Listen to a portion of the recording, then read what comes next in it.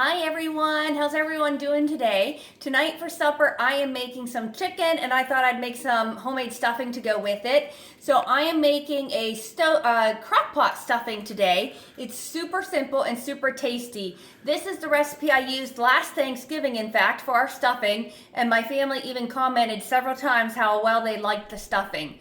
So to start, I have 1 stick of butter in the pan here melting down. And then I'm just chopping some onions and celery nice and fine. My little chopper here. I will have the link to this chopper in the description of my video here. Oops. All right. So I'm just going to go ahead and add the celery and onions into my butter and go ahead and let that saute until the vegetables are nice and soft.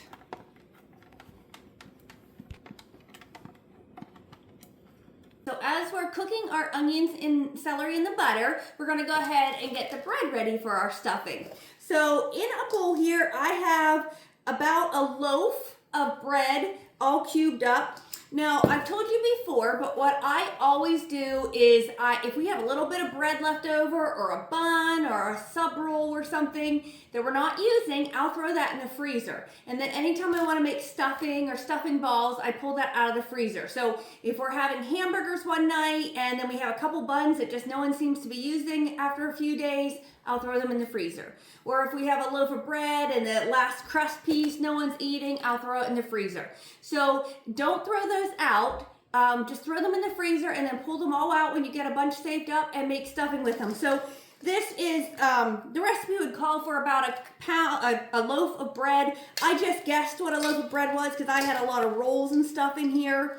We're gonna go ahead and season this up now. So I wanna add a bunch of salt into my bread cubes and also some poultry seasoning.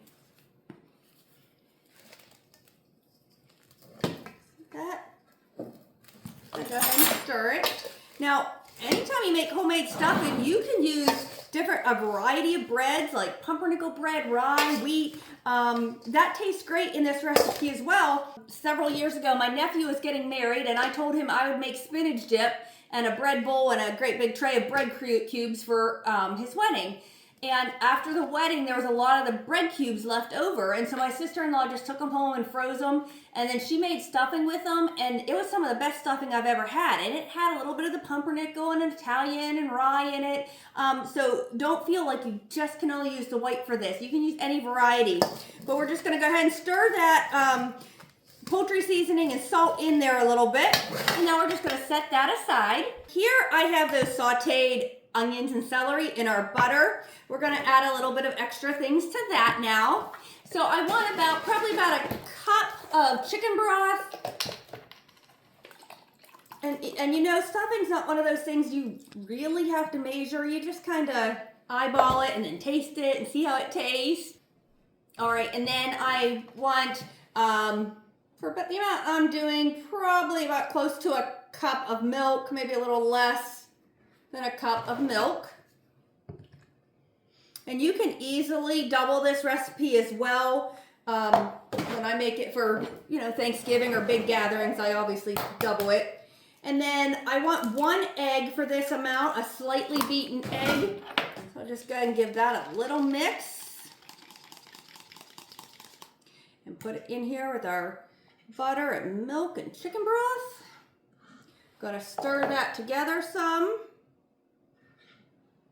All right, I'm gonna go ahead now and just pour this buttery goodness, there my fork went in it, all over my bread. And we are just going to stir that all together. See what it looks like?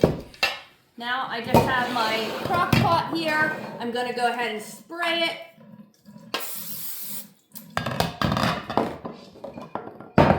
I'm going to go ahead and add my stuffing into the bowl, into the crock pot here. I'm going to cook it on low for several hours, and it is all done, ready to go.